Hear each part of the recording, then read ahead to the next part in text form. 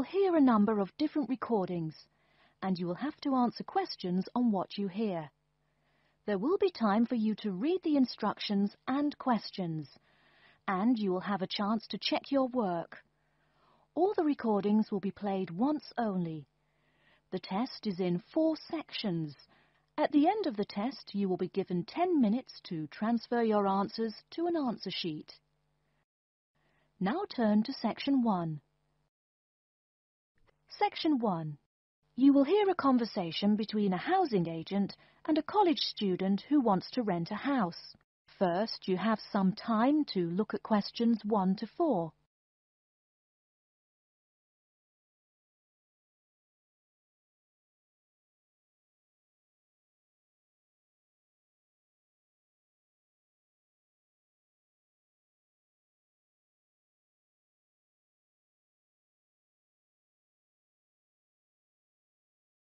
You will see that there is an example which has been done for you. On this occasion only, the conversation relating to this will be played first. Good afternoon and welcome to Habitat Hunters. You must be Joseph. Yes, that's right. You said on the phone that I could come by at 2 o'clock. Sorry, I'm a little early. Oh, no problem at all. In Calgary's market, you have to move fast if you want a good apartment. Actually, I'd settle for almost anything. I've been here 10 days and the hotel is ruining me. My father has me on a strict budget. Sit right down here now, sir. Let's talk a little about the places before we go have a look. Now, we have 4 apartments available. Okay. Could you tell me more about those 4 apartments? Sure. The first one is on Beetle Road, just a block off campus. It's a 3-bedroom with a bathroom and a living room and a great Italian restaurant right next to it. The agent says that the first apartment is a 3-bedroom apartment with a great Italian restaurant right next to it. So, restaurant has been written in the space. Now we shall begin. You should answer the questions as you listen, because you will not hear the recording a second time. Listen carefully and answer questions 1 to 4. Good afternoon and welcome to Habitat Hunters. You must be Joseph. Yes, that's right. You said on the phone that I could come by at 2 o'clock. Sorry, I'm a little early. Oh, no problem at all. In Calgary's market, you have to move fast if you want a good apartment. Actually, I'd settle for almost anything. I've been here 10 days and the hotel is ruining me. My father has me on a strict budget. Sit right down here now, sir. Let's talk a little about the places before we go have a look. Now, we have 4 apartments available. Okay. Could you tell me more about those 4 apartments? Sure. The first one is on Beetle Road, just a block off campus. It's a 3-bedroom with a bathroom and a living room and a great Italian restaurant right next to it. How much? Well, it's $435 a month, including internet and utilities. Okay, that sounds reasonable. Any drawbacks to the house? There's a really big garden, but it hasn't been taken care of over the years and is just too big to clean up nicely. That sounds okay. Tell me about the next option. The other 3-bedroom apartment is on Oakington Avenue on campus. It is right near the building where you have classes, and the kitchen and living room are newly furnished. Wow, that sounds like a pretty good option. Well, it is a cool apartment, but since it's a dormitory, the living room, bathroom, kitchen and washing machine are all shared. It would be nice not to have to buy living room furniture, though. And how much is this one? $400 per month for a bedroom with an air conditioner. For a bedroom without an air conditioner, you would pay less, $340 for it. Yikes. Even with the air conditioner, it sounds really inconvenient to have to share facilities. I'll never cook if I have to walk down the hall to use the kitchen. Yeah, that's true. Before you hear the rest of the conversation, you have some time to look at questions 5 to 10.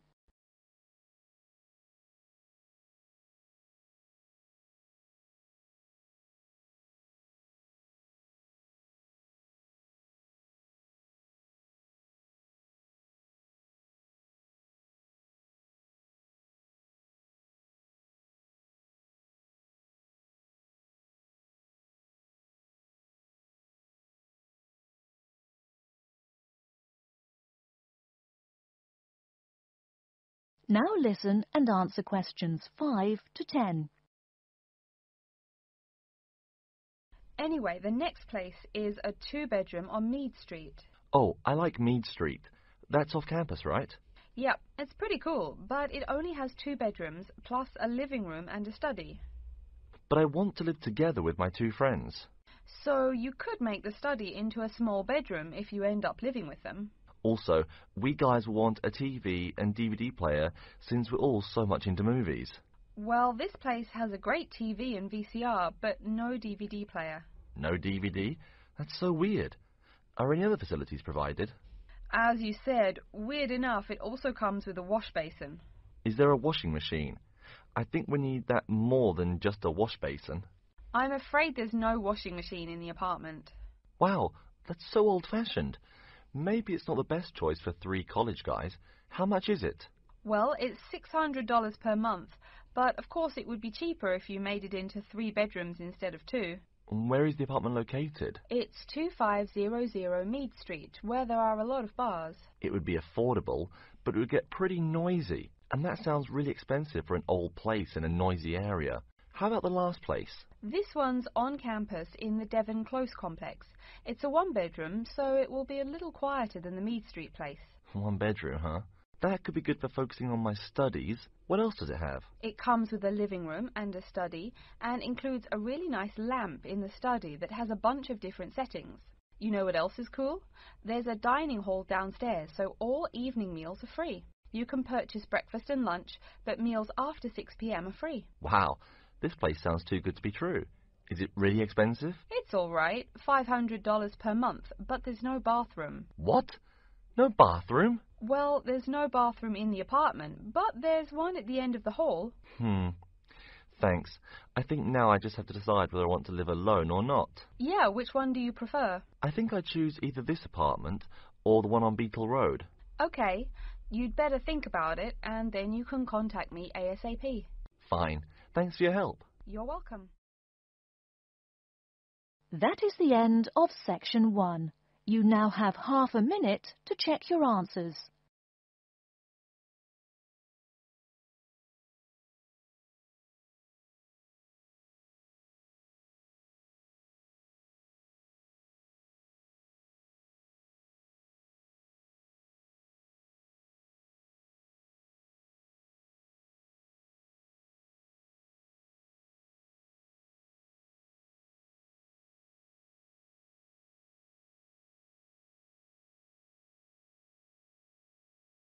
Now turn to section 2. Section 2. You'll hear a talk about the waste collection in Baltimore. First, you have some time to look at questions 11 to 15.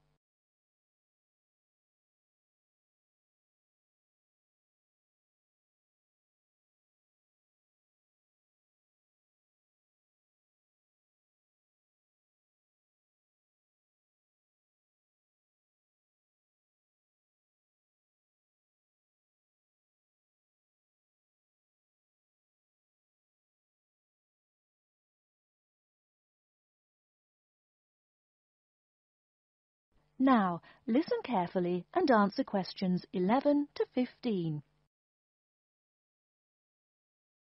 Hi folks, my name is Loretta Johnston, and I'm here from the Baltimore Department of Public Waste. Thank you for coming out to our community meeting tonight. I've got a few words to say about the waste collection here in Baltimore. First, there's the sorted collection bins themselves. They're made of sturdy, solid material, so none of your trash can seep out or puncture the bin. Also, since these things sit out on the curb overnight, rain or shine, they have to be waterproof. We can't have water getting up in it and filling up the bin. Remember to pay attention to which bin is which, and sort your waste accordingly. You should have a blue or green bin for recyclable garbage, a yellow bin for unrecyclable garbage, and a red bin for toxic waste. Our citywide waste management is divided into 2 services. The first is commercial waste collection, or trash collection from buildings. The majority of building waste is paper, which goes in the blue or green bins. You'll notice in your office buildings there are signs that warn you not to overfill these bins. All that paper adds up, and an overflowing bin is infinitely harder for collectors to carry to the truck and empty. Aside from paper, another large source of building waste is metals. Metals such as tin and aluminium can be put in the yellow recycle bins, but metals like lead and copper should be disposed of in the red bins. These heavy metals are harmful to the environment and exacerbate our city's existing pollution problem. That's about all the information you need for building waste. Moving on to the second service, household waste collection is probably what you primarily think of when you think of what we do here. Many of the same guidelines apply, the sorting is the same, etc. Please remember to keep garbage like kitchen waste in a plastic bag. It makes collection easier and lessens the abominable rotten trash smell. Before you hear the rest of the talk, you have some time to look at questions 16 to 20.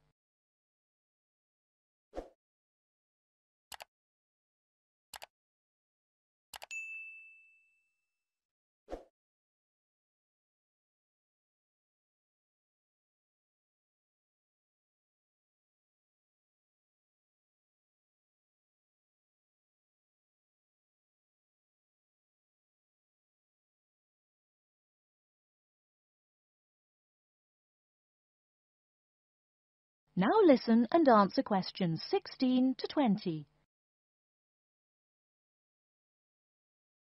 So, after we take your trash away, what happens to it? We take all the garbage to one of a number of garbage disposal plants, each of which is located in the middle of an open space of some sort. No one wants to have their home or office right next door to a waste disposal plant, right? Waste is collected and then disposed of once every 4 weeks.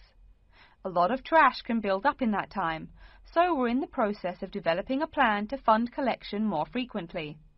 Ideally, it would be collected weekly, but we will likely have to settle for bi-weekly. The garbage trucks make their rounds to clear the bins at night in order to avoid traffic. I'm sure you've seen how much waste your own household produces in a given week. Now imagine all the trash produced by all the households in Baltimore. It's a lot, right? It may surprise you that this amount is only marginal compared to commercial waste. Yep, the main waste producers are actually businesses, industrial facilities, retail and offices. Hard to believe humans produce that much waste, right? No wonder we have pollution problems.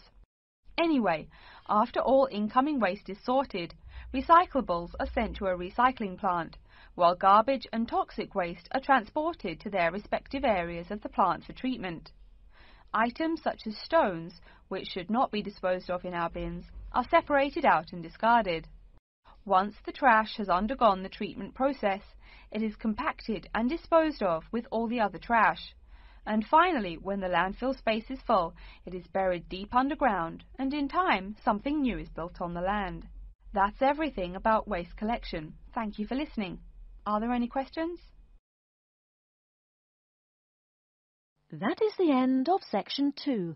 You now have half a minute to check your answers.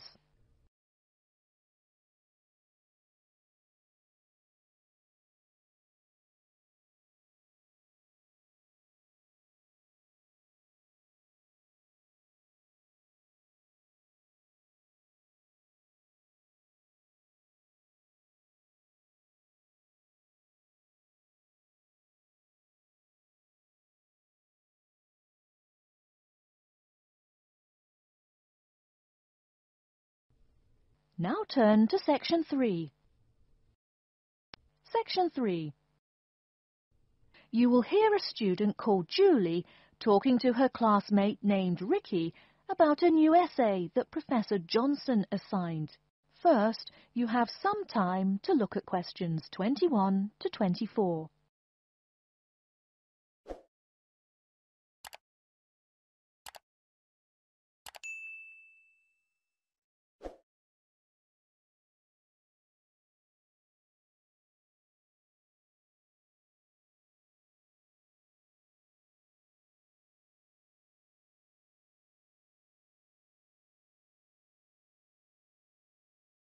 Now, listen carefully and answer questions 21 to 24. Hi, Julie, it's Ricky. Hi, Ricky. How are you? I noticed you weren't in psychology today. I'm feeling sick, so I didn't go to school today. Would you mind telling me what I missed in class? Sure thing. I'm sorry you're not feeling well. Anyway, we spent most of the class talking about a new essay that Professor Johnson assigned. You need to choose one of the bold headings from the note system and research it. Wow, I picked the wrong day to miss class, huh? You sure did. Could you tell me the specific requirements of this paper? Sure. You need to find scientific research that supports your claim as one of your references. It can be from some of the case studies we discussed in class, or you can find your own. Or even better, you can conduct your own research. I'm sure that would get you an A. Have you decided what you're going to do yet? Also, where are you getting your references? Yeah, I'm going to research facial recognition by infants. I've already found a few experiments in scientific journals. That would probably be a good start for you. There are tons of journals in the library. Great idea, thanks. I'm considering writing my essay on the effects of one of the psychotropic drugs we talked about in class. I'm sure there is lots of stuff about it on the internet. Are we allowed to use information from the internet? Sure, you can use that as long as it's not your main source for information. You'll probably want to cite some of the experiments we went over. Good idea, thanks. I'm going to try to find some information from a bunch of different sources. Before you hear the rest of the talk, you have some time to look at questions 25 to 30.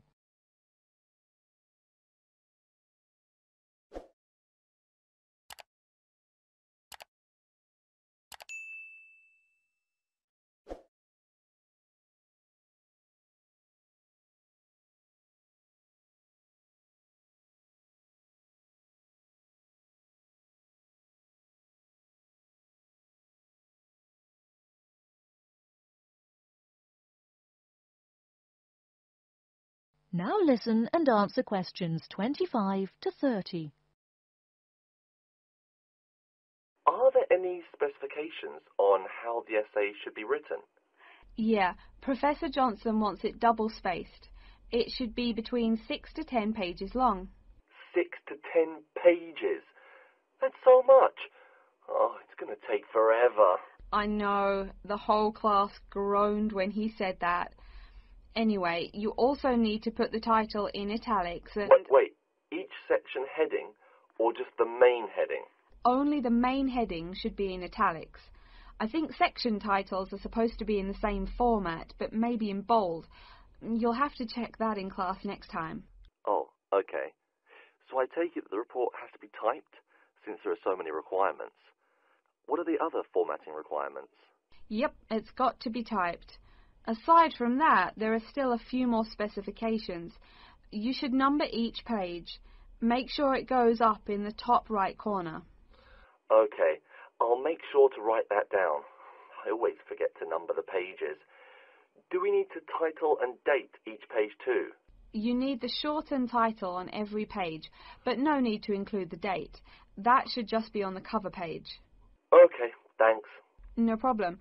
Also, make sure the margins are 3.25 pixels wide. What? I'm not even sure how to do that. Oh, it's okay, I can show you. It's really easy. I think that's all the directions he gave us. A lot of formatting requirements, but we have the freedom to research many things that we like, so that's good. Oh, I almost forgot. Remember to put down your ID number on your report. Thanks so much for your help. I'll see you in class Monday. No problem. Glad I could help. See you later. That is the end of section 3. You now have half a minute to check your answers.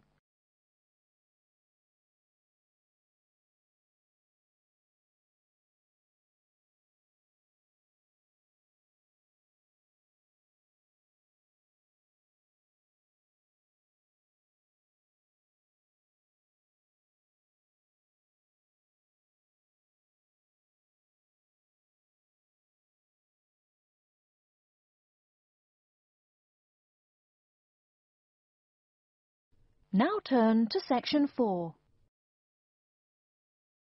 Section 4. You will hear a lecture on environmental science. First, you have some time to look at questions 31 to 40.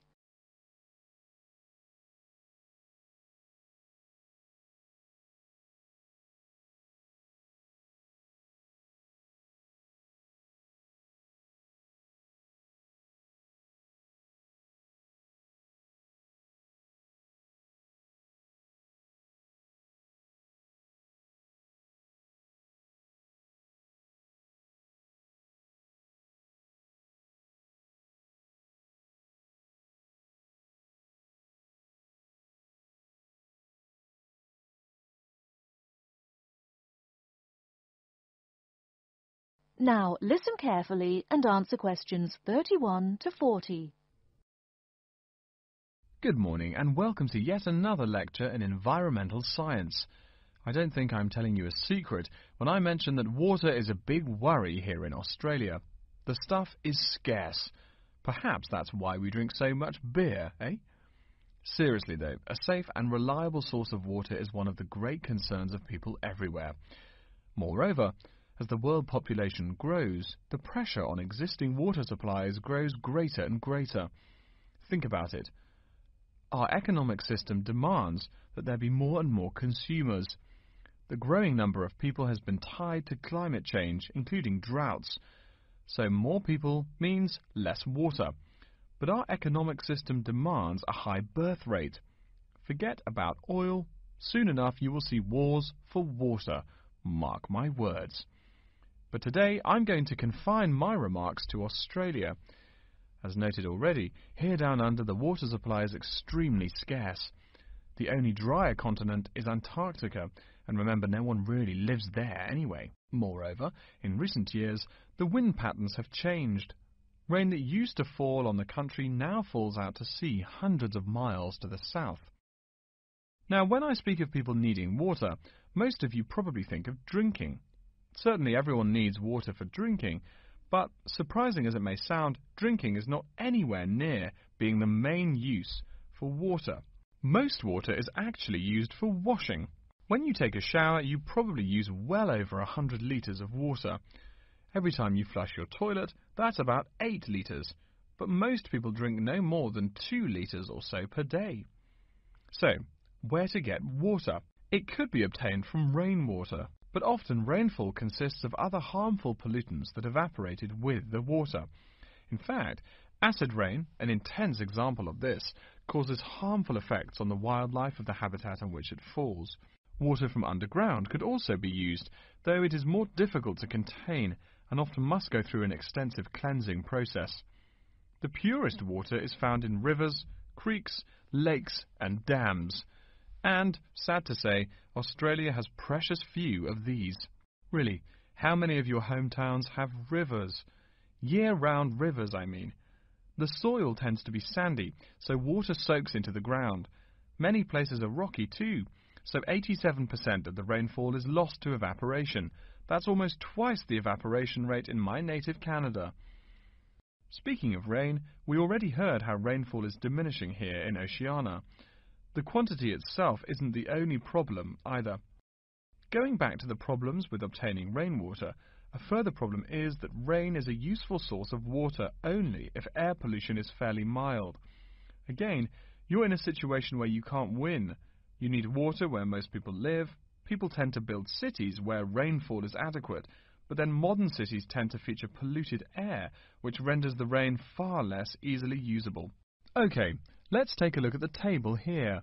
You'll see it showing the relative pollution of rainfall in the world's cities. The more people, the dirtier the rain. This is becoming a huge concern for people in the West, who want their water to be pure and safe. Though reliable drinking water is important everywhere, the concern in the West is reflected in all the government regulations and political campaigns aimed at solving this problem. In contrast, there are not as many demands made on the governments in Asian and African cultures to improve the water, as their focus is on other issues. Now, whatever the source of water, we can never afford to forget that all water is highly vulnerable to contamination. Whether we're getting it from the ground, from bodies of water or rainfall, it is susceptible to a variety of toxins. In fact, That's why we clean it before using it. Water carries with it filth and dirt. This problem shows up in a number of different ways. As humans and all other animals need water to survive, it's no surprise to us that one of the most important domestic uses of water is for drinking. Yet, if you have old-fashioned lead pipes, you may slowly be poisoning yourself by drinking that nice clear water. The industrial pollution, farm chemicals and leaky landfills are well-known sources of contaminants as well.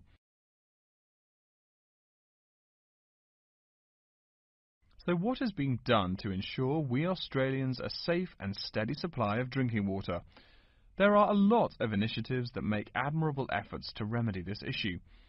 We'll be talking about this when we meet again on Thursday, but as a preview, I can tell you that so far the amount of real solutions that have been produced is not nearly adequate. Traditionally, we've been very free in this country. That means that every person and every province tend to go its own way. So the mechanisms for water management are, in a word, insufficient. To begin seeing how this is so, I want you to read something before our next class. Though a lot of previous data on water usage and water management are inconclusive and have thus caused quite a concern, we can learn a lot from the contents of reports written on the subject. The basis for the government's water policy is the 1989 White Paper reporting on water use, present and future.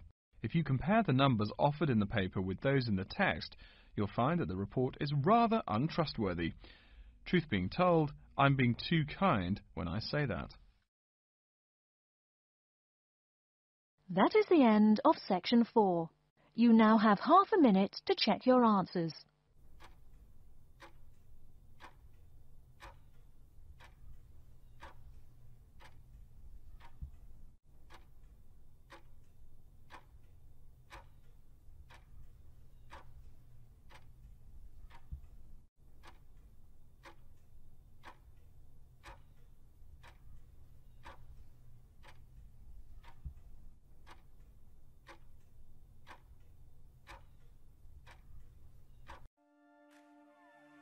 That is the end of the listening test.